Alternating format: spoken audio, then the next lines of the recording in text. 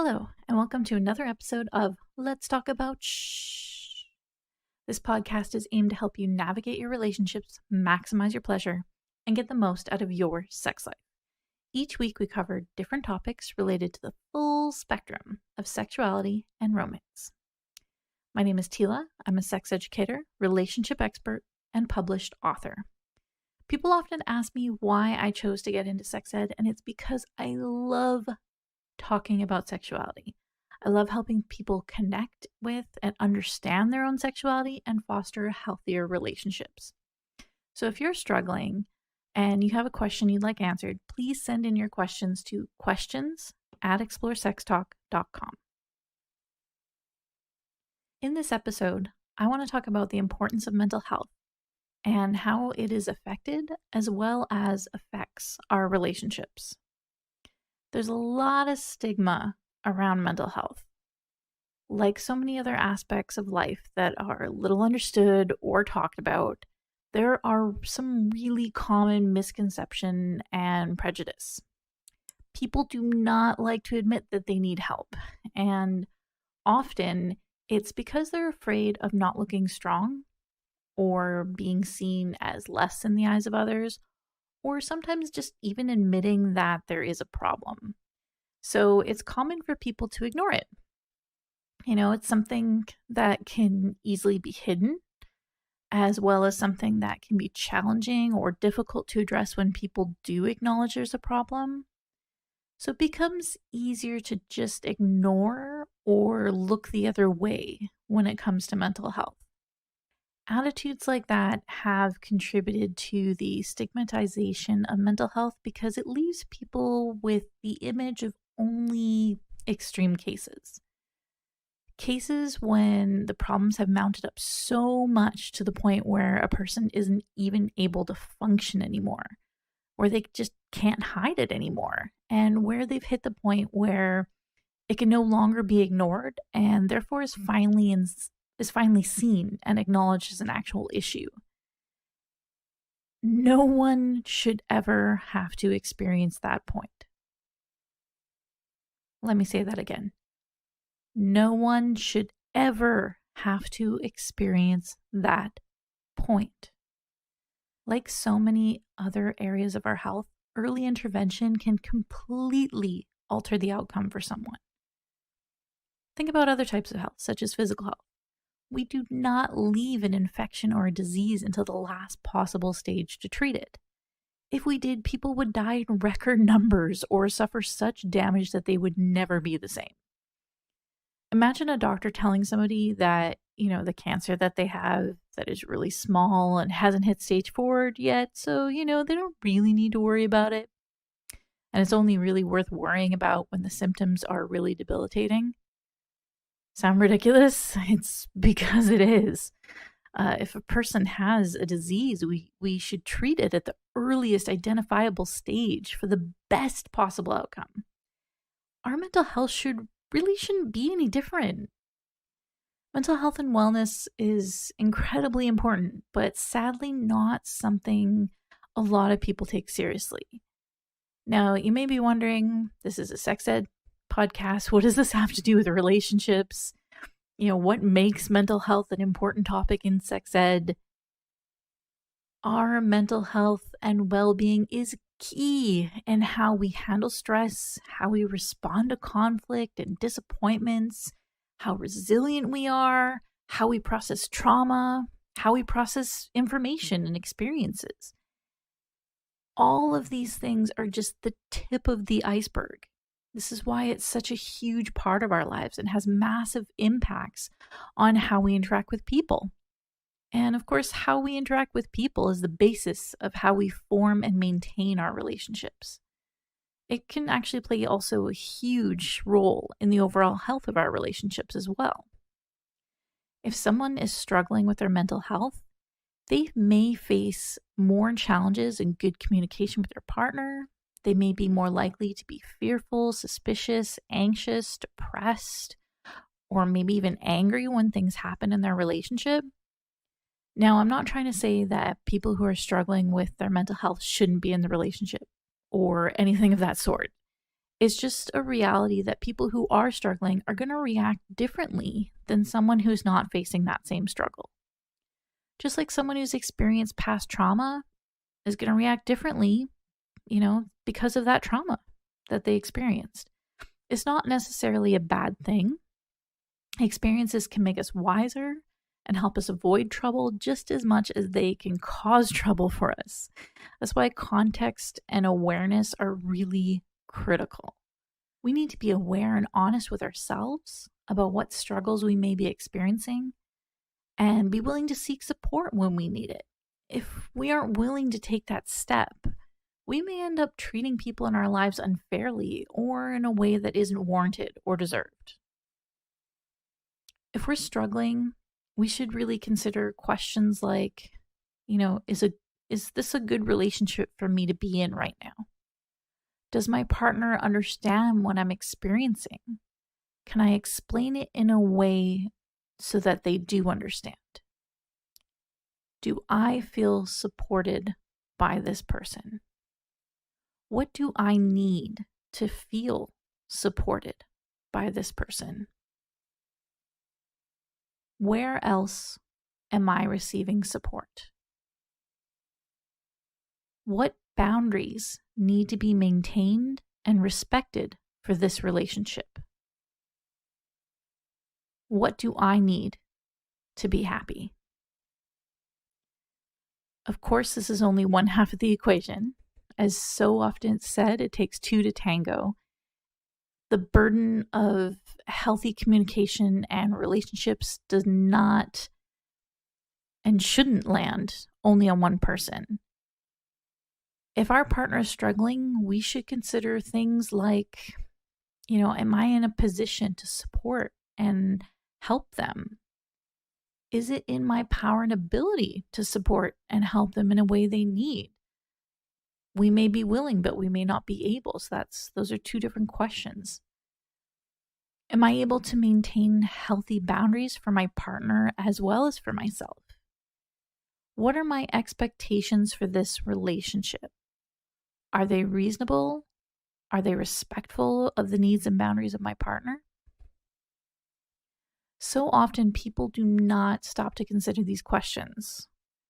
A lot of us just tend to go with the flow, and this can lead to some pretty unhealthy patterns that develop over time. People don't even realize it's happening until it's too late. I know we've talked about this in past episodes, so I'm not going to rehash it all here. But if you're interested in learning a little bit more about the development of unhealthy patterns, I've covered that in more depth in the episode entitled Is Your Partner a Keeper? So feel free to go back and check that out. Anyway, getting back on topic. It's also important to note that a lot of this information applies to more than just our romantic relationships. It really does apply to any of our relationships, whether they're romantic, platonic, or familial. Because all of our relationships impact our health and well-being regardless of what kind they are. They have an impact. They can help or they can hinder us.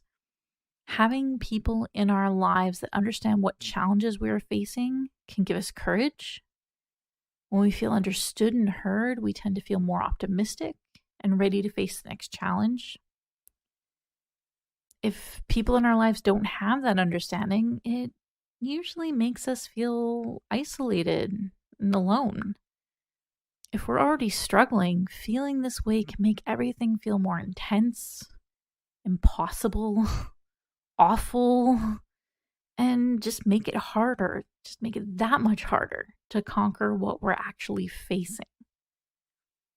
No one gets by in this world alone. And no one should have to. Humans are very social beings. We thrive in social groups, not in isolation. So now that we know what makes mental health important to our relationships, what can we do about it? The first thing is to understand that mental health is something we all have in varying degrees. These varying degrees are going to change over the course of our lives and experiences, and that's okay. It's a natural part of life. It's nothing to be ashamed of or afraid of. Everybody needs help sometimes, and it's not the mark of perfection to be able to stand perfectly alone. Society has evolved this idea that, or this ideal of this tower of strength, being able to weather any storm completely isolated and alone. We are taught to look up to this type of person, to strive to be that way. It's a wonderful thing to be able to survive adversity and have resilience. And resilience is something we should all try to foster for ourselves. But it's important to understand that not all resilience is internal. It doesn't always come from inside of us. We rely more on those in our lives, and that's okay. Evolution has made us that way. The person that can withstand unthinkable conditions with a smile definitely has internal resiliency. But the point is not that people like that are terrible people. The point is that no one should have to suffer those conditions. Suffering is not a superpower. Once again, let me say that again. Suffering is not a superpower. It's great that people can withstand terrible adversities, but ideally, people should not have to face them unless they are actively, consensually, and with other options choosing to place themselves against those odds. The mark of strength is not how much suffering you can endure, but how you overcome obstacles and challenges. A positive step towards mental health is to rid yourself of that idea that suffering is a superpower. It's okay to ask for help. It's okay to reach out for help. It does not make you less. If anything, it makes you more, because it takes incredible strength for people to admit when they need help. A big piece of that is being able to understand yourself well enough to know when you need help. When do you need support? What triggers a bad day for you? What things help you through that bad day? On that note, a key thing is that people don't really talk about the difference between self-soothing and self-compassion. When we're struggling, no matter what we're facing, we have a lot of different strategies to help us cope. People call them coping mechanisms, probably a term you've heard. And some of these mechanisms or strategies are, they may be considered healthy.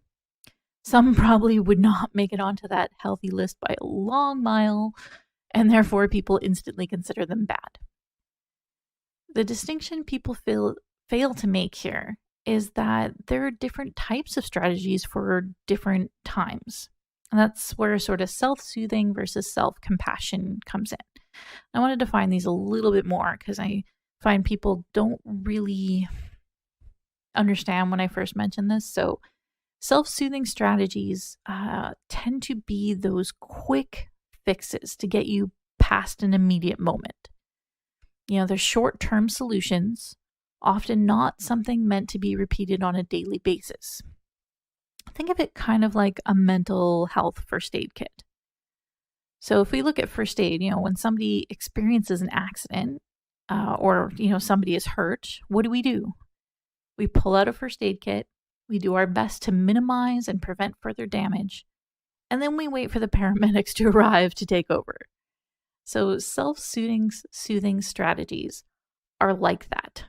They are things people do to get them through that tough moment or time until the problem can actually be addressed properly. They do not always have to be the best solution. It can be something that, if that was a regular thing, could be unhealthy. Now, self-soothing strategies this is not a free ticket to make deliberately terrible choices in the name of getting through the moment without any concern of consequence. They should be chosen with appropriate care and thought to, what the context of the situation calls for. Whatever choices we make, we still need to be held accountable for those choices because they are going to have an impact on things that happen later. Now, self-compassion is a bit different. They are more long-term strategies that are meant to benefit our long-term health and happiness. They usually tend to be what people describe as, the smart choice or the smart thing. Common examples could include things like proper diet, regular exercise, good sleep habits. Now, these are just a few examples, but they're examples that people are probably familiar with, so you kind of get the idea. Ideally, our self-compassion strategies are ones that we should be choosing more frequently than our self-soothing. Although, depending on the individual, some of those strategies may be the same. Their self-soothing and their self-compassion. It depends on the person. It depends on what a person finds comforting and motivating and supporting. Now, it's a good idea to develop a strategy for supporting your long-term mental health. And you do that by drawing up a list of what your self-soothing and self-compassion strategies are and in what kind of situations you're going to use them. Is there a threshold for certain types of self-soothing? If it's maybe something that would be considered not quite as healthy, that you don't want to repeat often, what is the threshold? How bad does something need to be before you resort to that strategy? How often are you going to do your self-compassion strategies? What are you going to use to try and motivate you to do your self-compassion strategies? Because a lot of people struggle with that. So having that kind of plan is gonna help. Now, it's going to help because it's going to help you feel better prepared for when something comes up. But it can actually also help because it makes it easier to communicate to people in your life ways that they can support you through a rough patch or through a rough time. Often, a lot of people struggle because a partner will be like, well, what can I do to help? And in that moment of panic and in that moment of upset, it can be really hard to think about what things can and do help. So thinking about it when you're calm and when you're calmer often makes it a lot easier, and you're going to default to that in those moments of panic.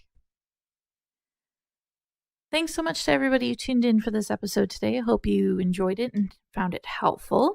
Don't forget to send any questions you have into questions@exploresextalk.com. I love to hear your questions, thoughts, and comments.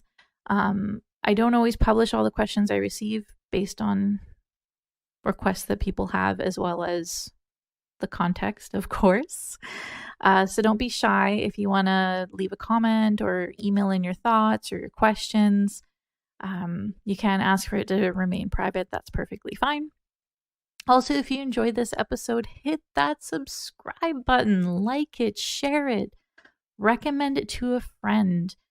A huge part of, we're still working on growing this podcast, and a huge part of it is you listening and recommending it to somebody else. So I appreciate if you take the time to do that. I look forward to seeing you again next week for another fantastic episode. And of course, in the meantime,